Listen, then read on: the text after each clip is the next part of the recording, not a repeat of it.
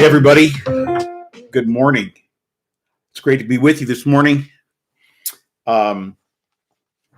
So I put the little message on there that we will it looks like in-person meeting will begin on June 5th. And I am super excited about that.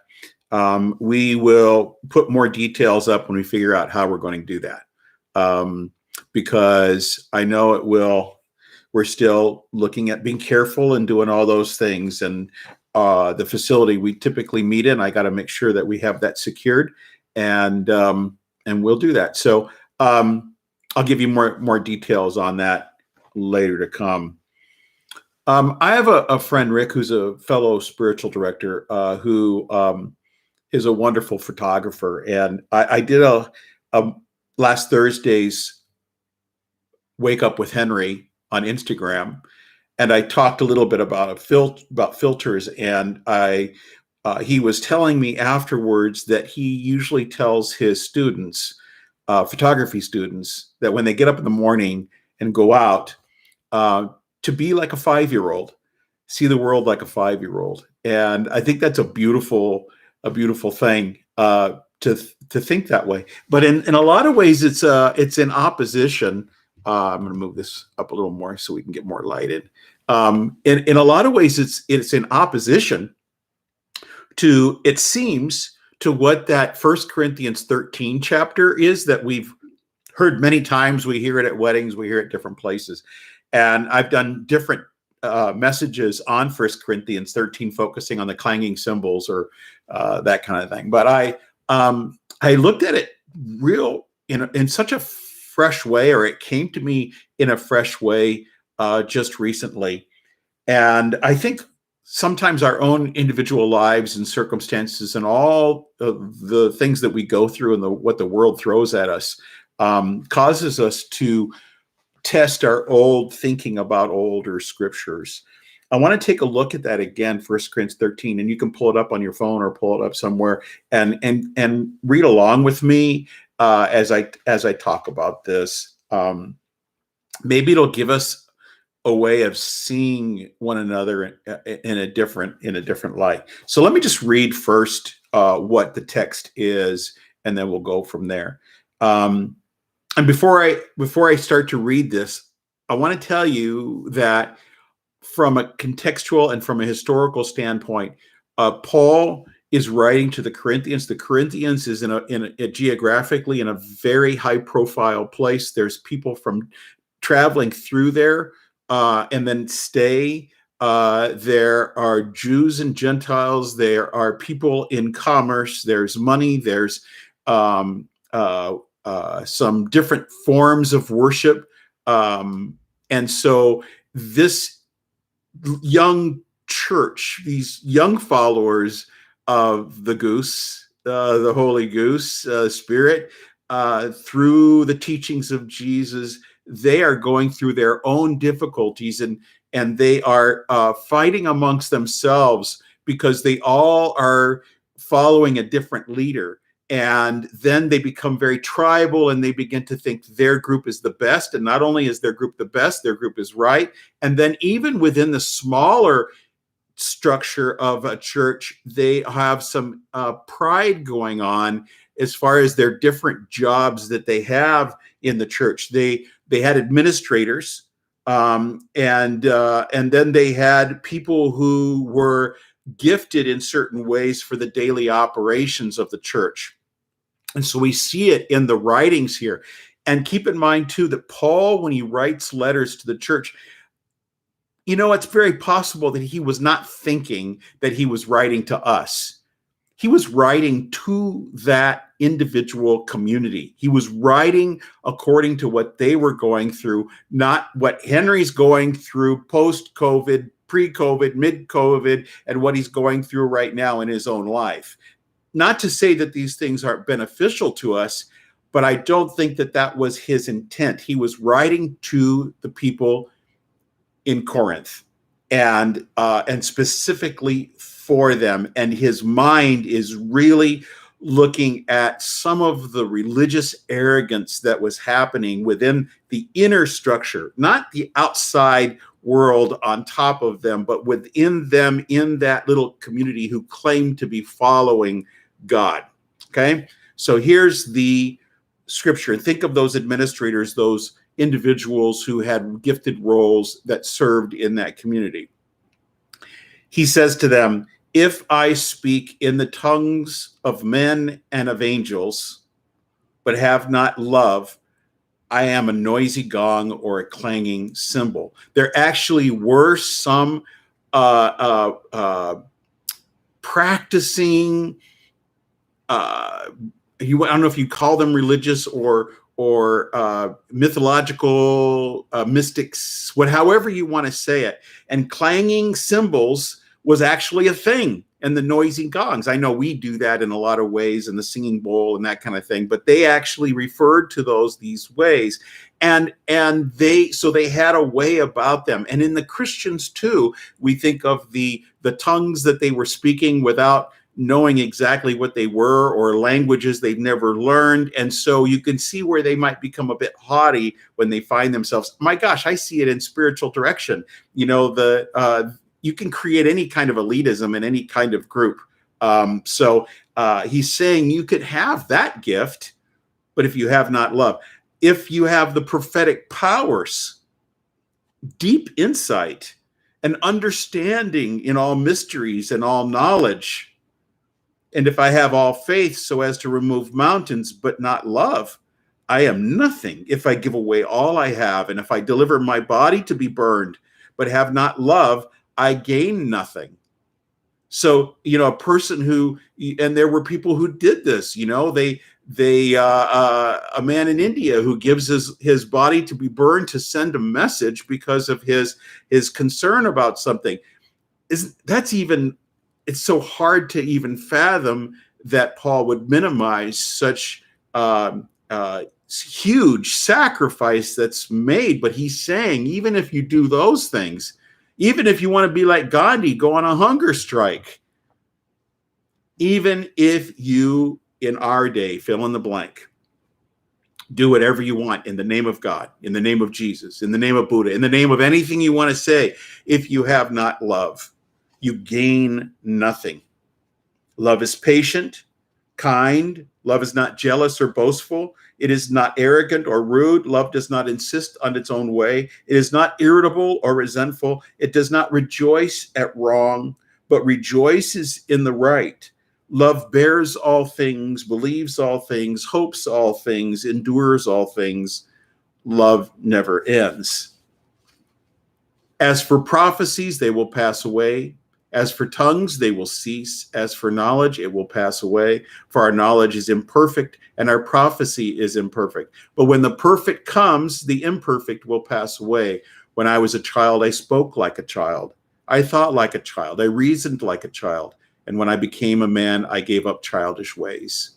For now we see in a mirror dimly, but then face to face. Now I know in part, Then I shall understand fully, even as I have been fully understood.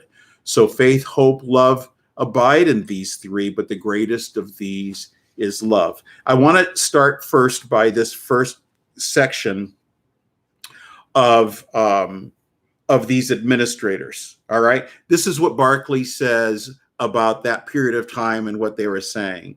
They lived in a divided state in the church at Corinth, in a division. They were very divided. Instead of being a unity in Christ, it was split into sects and sects, not sex, sects, sects and parties. Although those two would go together. Sects and parties who had attached themselves to the names of various leaders and teachers. It is Paul's teachings that these divisions had emerged because the Corinthians thought too much about human wisdom and knowledge. Check that out. They thought so much of wisdom and knowledge. Wisdom and knowledge is awesome, but he's saying they thought so much of it and too little about sheer grace. Grace. In fact, for all their so-called wisdom, they are really in a state of immaturity. They think that they are wise, but they're really no better than babies who can't think for themselves in a critical way. That's what an indictment of that. So you can kind of get the feeling of how angry Paul was, how frustrated Paul was, and how much he wanted to get this message to them. And one of the things that would make it difficult would be traveling these letters and getting this information to them. Well, guess what? Mountains are in the way. Bodies of water are in the way. So no wonder he would say, even if I could move mountains, if I have not love, if I had the capacity to take away all the obstacles between you and I and our inability to find peace, even if I could do that, even if I had the power to make us be in unity politically, even if I had the power to be able to do the right thing morally, even morally, if I don't have love, then of what good is it? Love, the very first one, love is patient. Now, and keep in mind also that the word love in this entire chapter is, as I've said before, a form of agape, but not the unconditional love of God, agape, a form of it which is the welcoming love of God. I'm sorry. Let me backtrack. It's not the agapao that I've spoken of, the welcoming love of God. It is the pure agape, unconditional love of God. Okay, so I was heading the wrong path there. The unconditional love agape, which means it is absolutely impossible for you and I to possess this unconditional love, so separate from self that I would be the divine one. And yet this is the bar that is being held here, which means that we would have to rely on something greater than ourselves to give us that kind of love in us, through us, to others. Mine is always going to be limited. But if I, with humility, open myself up to that kind of love, the unconditional love of God to myself, perhaps I can allow God to love through me, not me have that kind of love. How else would I be able to fulfill the command of Jesus to say, love your enemies? How could that possibly be? But that I would open myself up to the unconditional love God gives me, in spite of who I am, that I might let it flow to me, to others, from me to others. So the very first one is love is patient, makrothumien in Greek, meaning to be slow in avenging. Not in our circumstances are we patient with all that happens around. Be patient, be patient. Wait longer for the Xbox. Not that kind of patience. It's patience with others. It's patience with others. It was said that Abraham Lincoln's Secretary of War, Edward Stanton, was really mean, vicious, and cruel to Abe Lincoln. He would call him, and check this out. This is kind of funny when you think about it. He called Abe Lincoln. You thought I was the original gorilla? Ed Stanton called Abraham Lincoln the original gorilla. That if they were going to find a more uncivilized beast, they didn't need to go somewhere else to find a silverback. They had one right here. That's what he called Abe Lincoln. He was mean and he was cruel. And yet, Abe Lincoln put him because he felt he was qualified in a position as Secretary of War. That's quite stunning.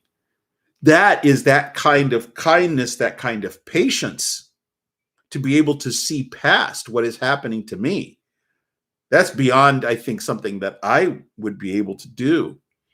And this is what Edward Stanton said as Abe Lincoln lay after being shot, and he lay dead. He said, "Here lies the greatest ruler of men the world has ever seen."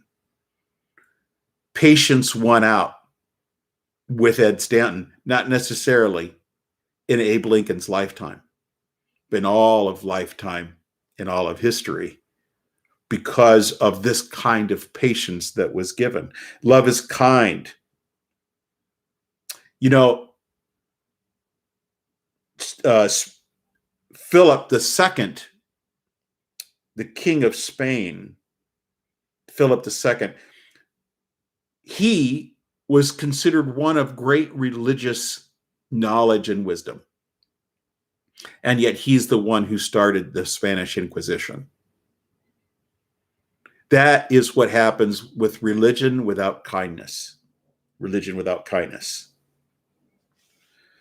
He founded the Spanish Inquisition because he said murder and infidelity, murder and adultery were nothing in comparison to heresy. So he was all about religion. That is the lack of love, lack of kindness. Or as Ken Blanchard said, he said once, it is not okay to do God's work using Satan's ways. It is not okay to do God's work using Satan's ways. Love is not jealous. Love is not jealous. Now, a lot of people will say, and I've heard this to me when I've talked about this, well, what about God? Isn't God say that he is a jealous God? If jealousy is not right and God is jealous, what this means is that it does not need to envy. It does not need to envy something. God is full in who he is. He doesn't need what you and I have. He doesn't even need our love. As a matter of fact, he says, love one another. Why? Because that's what turns parents on, is when they see their children not fighting, but loving each other. Nothing brings pleasure to God more than for him to see his children get along and love each other. But when it comes to jealousy, God he is the only one that can be jealous if he were jealous. Why? Because he can back it up. You know, Michael Jordan, they used to say of Michael Jordan that he was one of the biggest smack talkers in sports, right?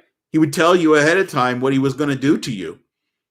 The difference between Michael Jordan and anybody else, me and you, is that he could back it up nearly every time.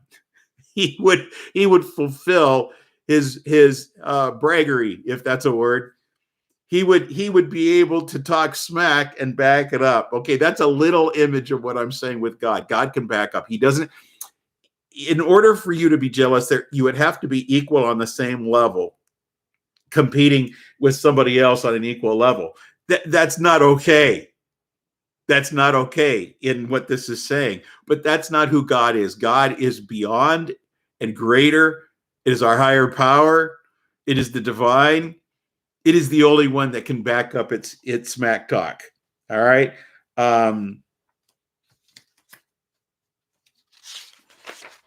Love does not brag, is not arrogant. Love does not act without grace. Love does not insist on its privileges, but focuses on its responsibilities.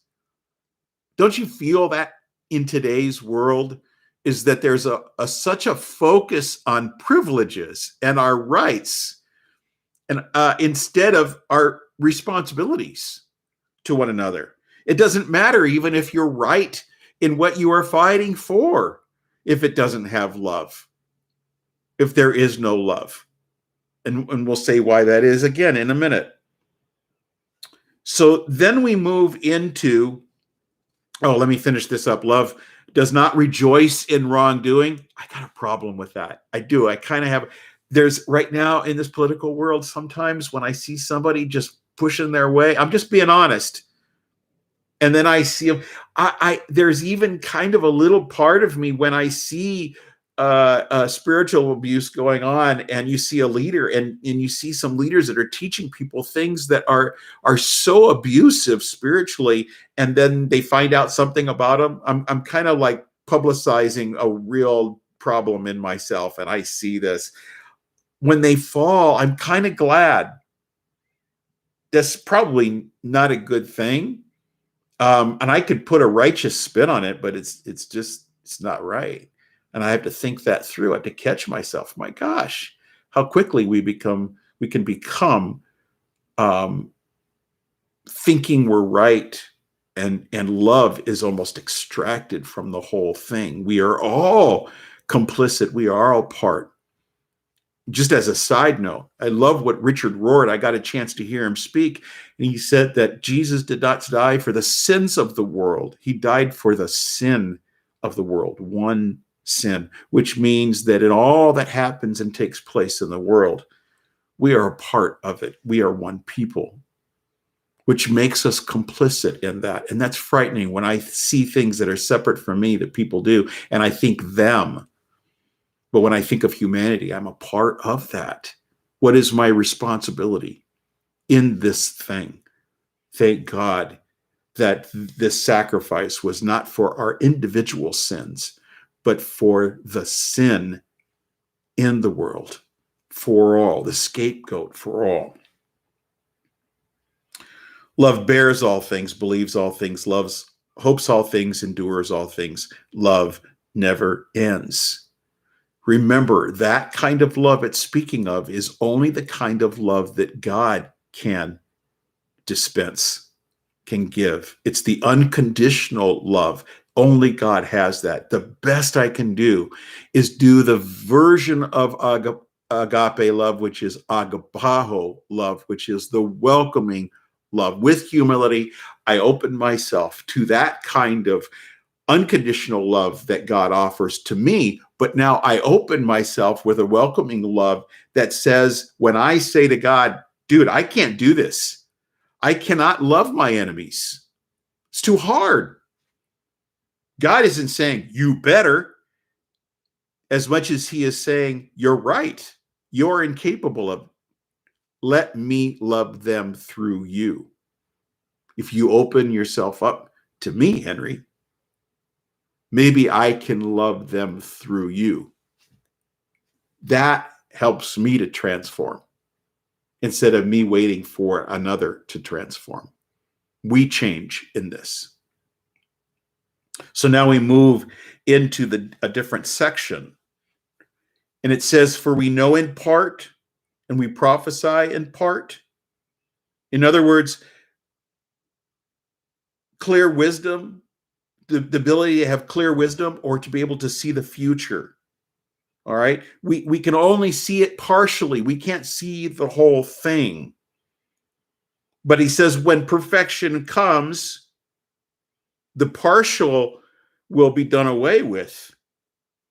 So in this life, I'm always saying things a little shaded, not quite on. I have my reality, but then God would be defined as the ultimate reality. Ultimate reality, I can't know. Even in my own faith, I can't speak with certainty. We take such pride in somebody saying, Henry, do you believe that Jesus was God? And I have to answer now, I don't know. If you're asking me a fact, I don't know. I'm not an eyewitness. And when that freed me to not have to say, this is the truth and I have the truth and whatever, It freed me to be able to see what Jesus was telling me how to live instead of what to believe. He was saying, this is the way we live it out. This is how God is embodied in both you and I. Jesus was the embodiment of compassion. But can I say a fact about who he was? If I do, all I'm doing is slipping into an arrogance of me knowing, and only God knows. But it doesn't hinge on whether I 100% believe or not, because there might be doubts at one particular time or another. But the bottom line is, do I believe that what he taught, that the love of God could be embodied in the flesh of our humanity? Yes. Therefore, I do believe that he was a revelation of the compassion of God. But don't pin me down with facts. I'm not God. I know in part. You know in part. So it says, when I was a child, I used to speak like a child, think like a child, reason like a child. When I became a man, I did away with childish things. And the way that I've always read this, and I think the way that most people have read this, is, you childish one, stop being so childish. What if it's just the opposite? What if it is, see the world as a child, like Rick was talking to his photography students, how he was talking to his photography students? Become as a child. Isn't that what Jesus even said? You see, it seems as though it's interpreted negatively, but over time, children stop seeing things with imagination and with multiple possibilities. They stop seeing with that imagination. They can choose many filters when they're little, like the photographer, or like an Instagram post where you can choose many filters. But as we get older, we begin to choose our own bias, our own personal filter. And that's what we need to do, because we see through a mirror dimly. That's what it says. We see things through. So if you're going to see through a filter, then choose your filter. What is your filter going to be? Is your filter going to be what you've decided is right, or what I've decided is right? Is the filter going to be my past experiences and my fears and my traumas? Is that going to be the filter by which I see the world? Well, in this love chapter, it has given us an option. He's saying, rather than see your divisions in your religious activities, Corinth, or who is better and who is best and who you're following and who is right, seeing things through the filter of your own hurt or pride, what if instead you saw your world in others through these three filters, and these three filters alone? Faith, hope, and love. Wow.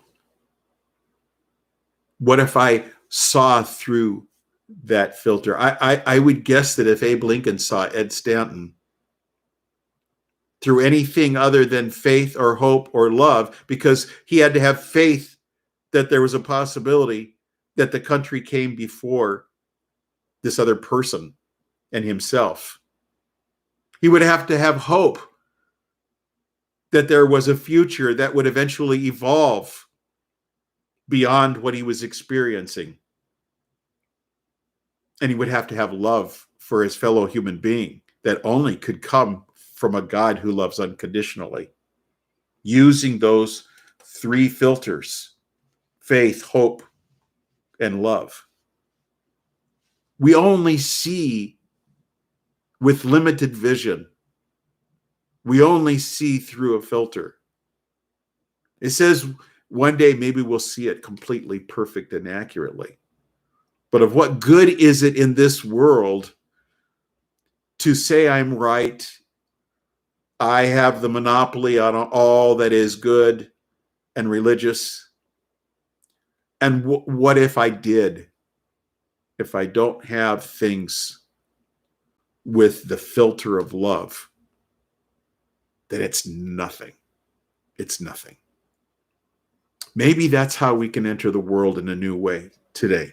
Maybe that's where healing will take place, is by taking love as a filter and placing it between my thinking and my idea, my privileges and my rights, and holding the filter of love, that I might be able to experience the kind of patience and kindness that God is offering. I was going to read something, but I think I'm just going to leave it at that today and tell you that we will be meeting once again in person. It looks like June 5th, and we're going to publicize that when it is secured, because I have to make sure that place we're going to meet at is going to be the place on June 5th. And I look forward to it. Community of the Wild Goose. Experience it with us. And you are all welcome. So one more thing. We do have to pay for that facility. And if you could make a donation that you could help in, we had a sponsor all the last 5 years. I might be able to secure a sponsor to pay for the room that we would be meeting in. Hopefully, if that happens, that will be awesome. But for all other work of Community of the Wild Goose, if you would like to make a tax-deductible donation, you can go to the website at communityofthewildgoose.org. And I think there's even a button on the Facebook page of communityofthewildgoose.org, Community of the Wild Goose at Facebook. And use that button if you would like to make a donation, if it has been beneficial to you, if it has been something that you value, and you want to help secure our meetings and all that we are doing. It is greatly appreciated. During that service, we don't do offerings and all that. It is a service to our community in that moment. Here, I'm going to do it. All right. So if you would like to make any type of donation, that would be appreciated. All right. You'll see when it comes up, Grace Community Inc. That is the name, that, and doing business as Community of the Wild Goose is where we at. So you got the right one if it should come up on your PayPal or whatever. All right. The Lord bless you. Lord keep you. Lord make his face to shine upon you. The Lord lift up his countenance within you and give you his peace. Amen.